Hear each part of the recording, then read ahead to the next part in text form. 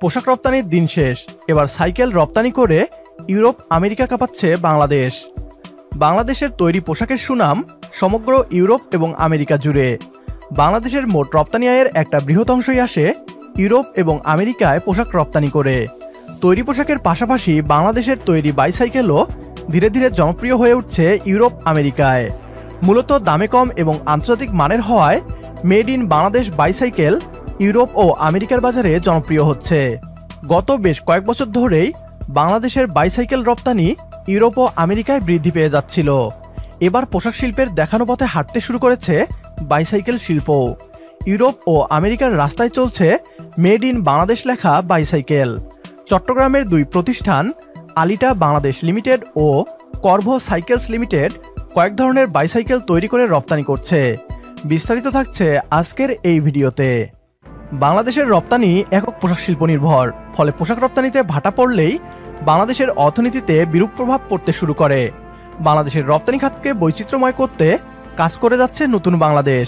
একক পোশাক খাতের উপর নির্ভর করে বাংলাদেশ কখনোই এগিয়ে যেতে পারবে না। বাংলাদেশের তৈরি পোশাকের একটা সুনাম রয়েছে সমগ্র বিশ্বজুড়ে। তৈরি পোশাক শিল্প আমাদের ইউরোপ আমেরিকার বাজারের গ্রাহকদের কাছে পরিচিতি এনে দিয়েছে। এই সুনামকে কাজে লাগিয়ে এবার বাংলাদেশের বাইসাইকেল নির্মাণকারী কোম্পানিগুলো বাংলাদেশের মাটিতে বাইসাইকেল তৈরি করে ইউরোপ ও আমেরিকায় রপ্তানি করা শুরু করে দিয়েছে। আলিটা বাংলাদেশ জানিয়েছে এক বছরে সর্বোচ্চ 1,90,000 পিস সাইকেল রপ্তানি করেছে তারা। করভো সাইকেলের রপ্তানি সেই তুলনায় কম হলেও ক্রমশ বাড়ছে তাদের উৎপাদন। আলিটার রপ্তানি করা সাইকেলের 80%-ই গন্তব্য ইংল্যান্ড, আর করভোর তৈরি সাইকেল যাচ্ছে প্যারিস ও আমেরিকাতে। জাতীয় রাজস্ব বোর্ডের তথ্য অনুযায়ী সর্বশেষ 2023-24 অর্থবছরে চট্টগ্রামের এই দুই প্রতিষ্ঠান প্রায় 82,000 বাইসাইকেল রপ্তানি করেছে। এর মাধ্যমে দেশে প্রায় 100 কোটি টাকার সমমূল্যের বৈদেশিক মুদ্রা এসেছে। ইউরো স্টাটের উদ্ধৃতি দিয়ে চট্টগ্রাম ইপিজেটের নির্বাহী পরিচালক আব্দুস সোবহান জানান, গত বছরও ইউরোপীয় ইউনিয়নের 27 দেশে বাইসাইকেল রপ্তানিতে বাংলাদেশের অবস্থান ছিল তৃতীয়, আর পুরো বিশ্বে বাইসাইকেল রপ্তানিতে বাংলাদেশের অবস্থান অষ্টম। বাংলাদেশের এই রপ্তানি বাজারে নেতৃত্ব দিচ্ছে চট্টগ্রাম ইপিজেড এলাকায় অবস্থিত আলিটা বাংলাদেশ লিমিটেড এবং কে ইপিজেড এলাকায় অবস্থিত করভো সাইকেলস লিমিটেড। কর্ণফুলী ইপিজেডের নির্বাহী পরিচালক মশিউদ্দিন বিন মেজবা বলেন, করোনার পর সাইকেলের চাহিদা বেড়ে যায় হুহু করে। এখন সেটাতে একটু ভাটার টান থাকলেও ক্রমশ বড় হচ্ছে চট্টগ্রামের কারখানাগুলোর পরিধি।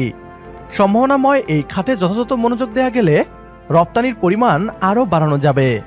বাংলাদেশ এখন সাইকেল রপ্তানিতে অষ্টম হলেও অদূর ভবিষ্যতে পোশাক শিল্পের মতোই দ্বিতীয় অবস্থানে পৌঁছাতে পারবে ইনশাআল্লাহ।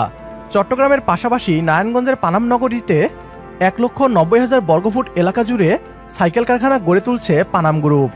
টেক্সটাইল ও পোশাক রপ্তানিকারক প্রতিষ্ঠান পানাম গ্রুপ 2023 সালের মার্চ মাসে পানাম সাইকেল ইন্ডাস্ট্রিজ লিমিটেড নামে সাইকেল কারখানা চালু করে।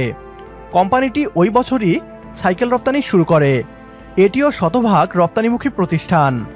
বাইক ইউ এর প্রতিবেদন অনুযায়ী পানামের 2,20,000 ইউনিট সাইকেল উৎপাদনের সক্ষমতা আছে।